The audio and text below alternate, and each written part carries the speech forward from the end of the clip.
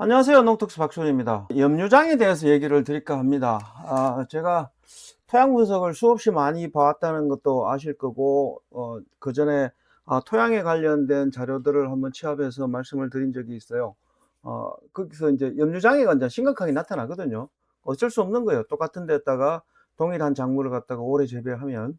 그래서 오늘은 염류장애에 대해서 염류장애가 발생이 되는 메커니즘, 염류장애가 그 두 가지 형태가 있거든요. 그 두 가지를 이제 구분을 해서 말씀을 드릴 거고, 그러니까 두 개가 있다는 얘기는 원인이 두 개가 있다는 거는 솔루션이 두 개가 있어야 된다는 얘기가 똑같아지거든요. 그래서 오늘 준비한 자료를 말씀드리기로 할게요. 염류장애의 원인과 치료법에 대해서 설명을 드립니다. 저도 가끔 장애 하는데 공식적인 명칭은 장해입니다. 염류장애 현장이 오이 농가거든요. 제가 오래전에 관리를 했던 그런 농가 잠깐 들렀는데 이런 현상이 나왔습니다. 작년 사진이에요. 어, 약 한 1분 정도 갈 건데 염류장애가 많이 발생이 돼 있죠. 이렇게 이파리도 타고 염류장애가 있으니까 이제 가스까지 나오는 거죠. 이렇게 이런 현상들이 나옵니다. 여기 보시면 여기 같은 경우는 가스 장애로 인해 가지고 이파리가 타버렸죠. 음.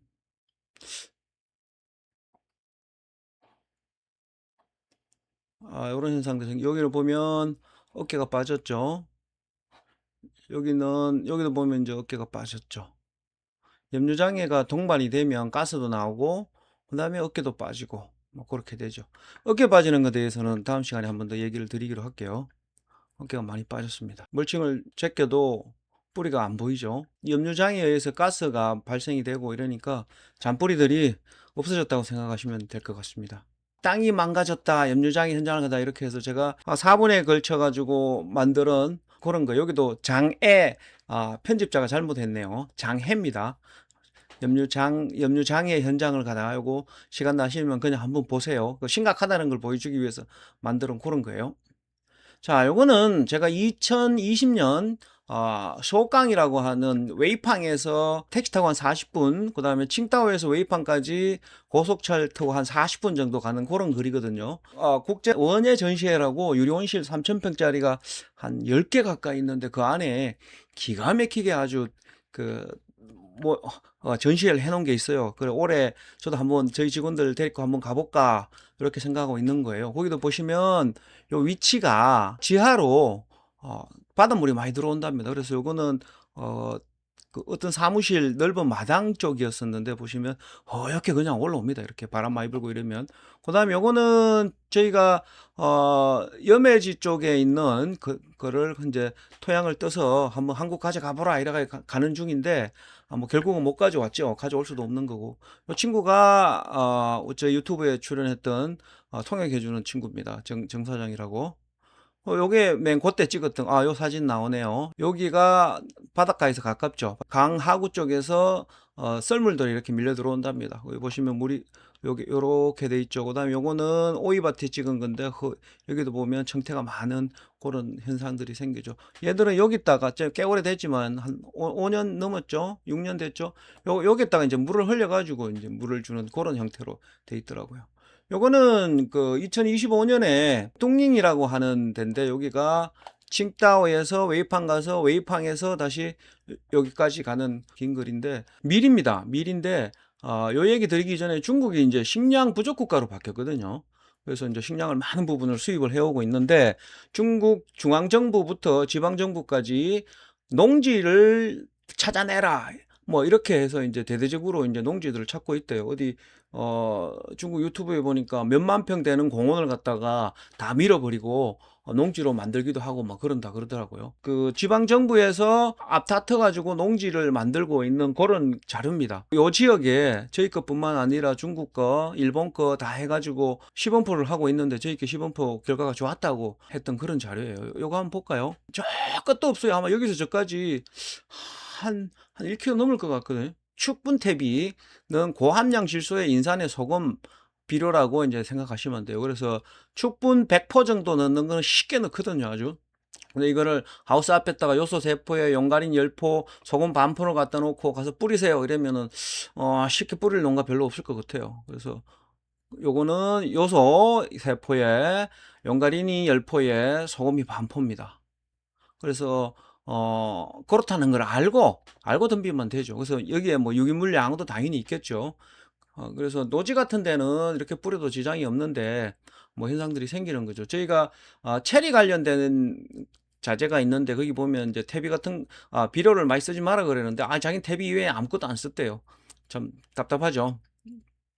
자, 염류장애 예입니다. 요거는 일산에서 찍었던 건데 뭐 이런 현상들을 많이 보실 수가 있죠.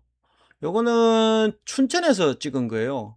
어, 그 평사를 깐 부추밭이라 그러는데 이제 쉽게 해서 똥을 막 갖다 넣죠. 평사는 뭐냐 그러면 닭장에 그냥 닭이 똥 싸놓은 거를 그냥 끌고 와가 걷어 와가지고 그냥 바로 집어넣는 걸 평사라 그럽니다.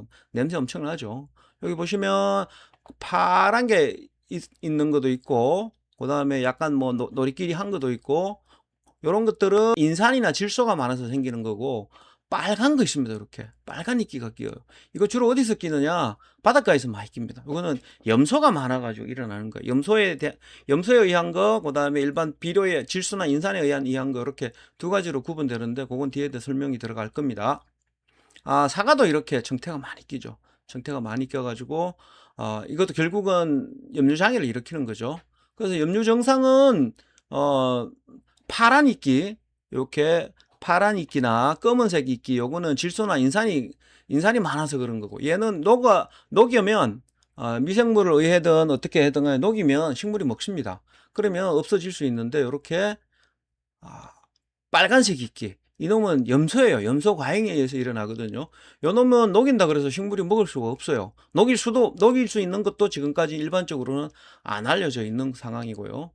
그렇게 두 가지로 분리가 됩니다. 염류장애 중에서도 이렇게 태를 이렇게 두르죠. 이 현상은 받은 사진인데 약해가 일어났든지 아니면 염류장애 중에도 염소가 이렇게 발생이 된 거죠. 이렇게 태를 두르죠. 그러니까 일반 사람들이 이제 지도하는 사람들도 이제 태를 두르면 가리 결핍이라 그랬는데 가리 결핍이 일어나는데 웬만해서는 없습니다.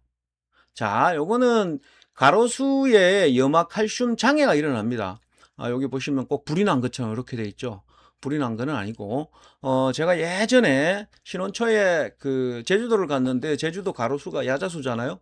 야자수라 그러나 그 놈이 이렇게 이파리가 다 이렇게 누렇게 됐더라고요. 나중에 알고 봤더니 이놈이 결국은 그 해에 눈이 많이 와가지고 염화칼슘을 하도 많이 뿌려서 이러는 겁니다. 제설제 처리를 하면 이렇게 현상들이 생기는 거죠. 그래서 저희 제품이 염소아웃이라고 하는 제품이 다른 회사의 OEM으로 해가지고 조달청에 저희가 등록이 나 있는 상태예요. 그래서 그분들 자료를 응용한 겁니다. 여기 보면은 산림과학원에서 만드는 거죠. 이팝나무, 왕벚나무, 은행잎들이 제설제, 결국은 염화칼슘에 의해서 이런 현상이 발생이 된다는 거죠.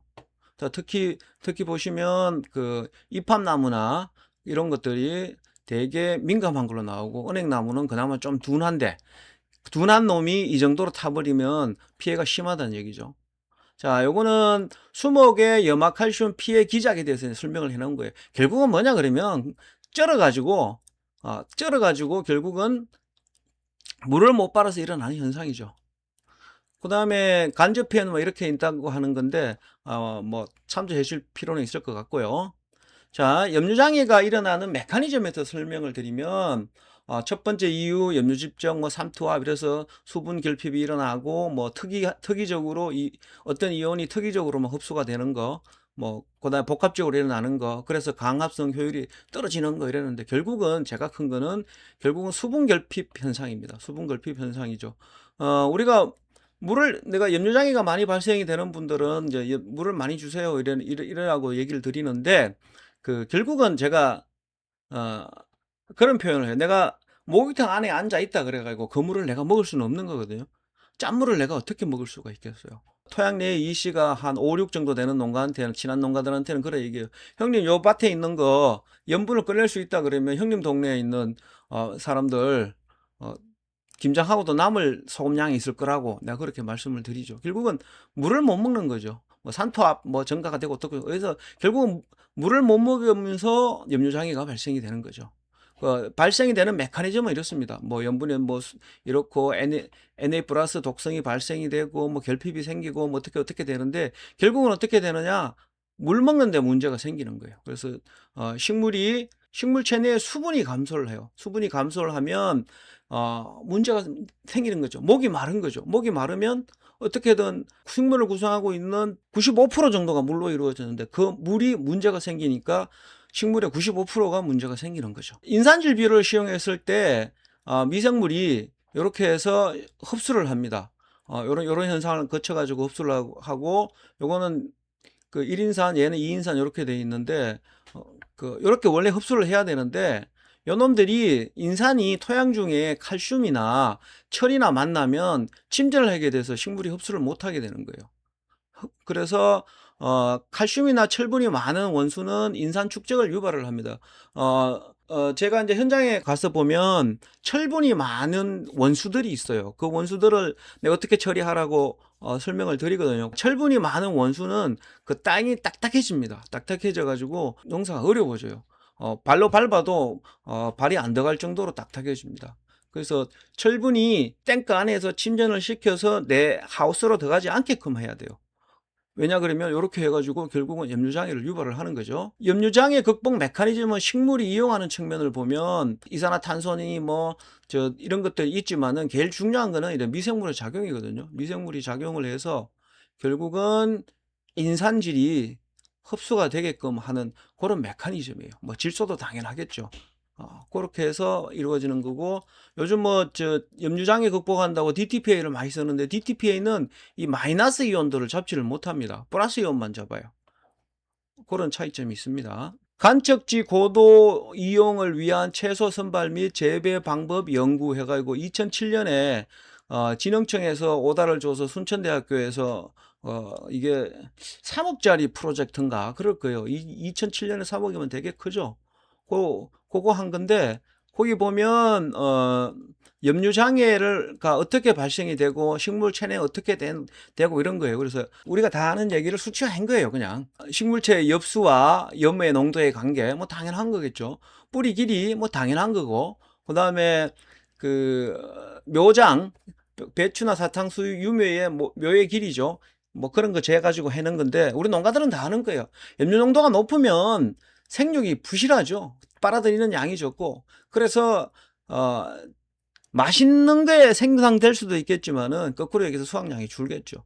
대저 짭짜리 토마토 제가 옛날에 그 유리온실에서 농장장으로 일할 때 가락동에 제가 5톤짜리 차를 끌고 많이 다니거든요. 가서 그래 현장을 다녀보면 경매사들이 짭짜리 토마토 옛날에 발로 뻥뻥 찼어요.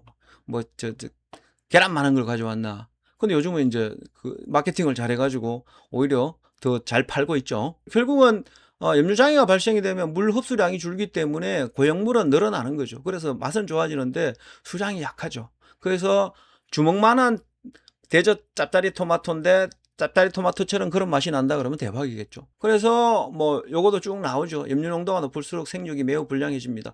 당연한 거겠죠. 이것도 당연한 거고요. 지하수에 관련된 거고. 그 다음에 식물체 내의 염소 함량과 건조 중량과의 관계입니다. 결국은 염소 함량이 이건 ppm이에요. 보면 10이냐 80이냐에 따라 가지고 결국은 건조 중량이 이렇게 쭉 줄어들죠. 결국은 요건 메커니즘에 이렇게 설명을 해놨는데, 식물을 구성하고 있는 95%가 물로 이루어졌단 말이에요. 95% 정도가. 그러면 물이 문제가 생겼다는 거는 95%가 문제가 생겼다는 거죠. 그렇게 접근하면 되겠죠. 그래서 저희는 겨울 시설 재배의 염류 함량은 관리는 50ppm을 기준을 둡니다. 50ppm 정도는 있어도 지장이 없는 거 크게 그렇게 하고, 그 다음에 겨울을 지나 환기가 많이 되고 물을 많이 될 때는 한 100ppm까지는 저희들이 봐주고 있습니다. 그 식물 크는 데는 별 지장이 없다는 거죠. 요거는 고전 동영상에서 제가 보내드렸던 자료입니다. 상주 원예영농조합에서 토양 분석을 했던 자료입니다. 118점을 했거든요. 이렇게 해서 유기물, 암모니아 태들소, 질산태질소, 인산 이렇게 쭉 나오고, 다른 데서 안 하는 거는 뭐냐 그러면 여기 특히 이제 저희들이 연기 포화도를 많이 보고요. 수용성 염소를 많이 봅니다. 보시면 엄청 많죠. 뒤에 이제 통계치를 내놨거든요. 그 다음에 산도도 많이 보고요. 그 다음에 전기 전도도는 1대1로 봅니다.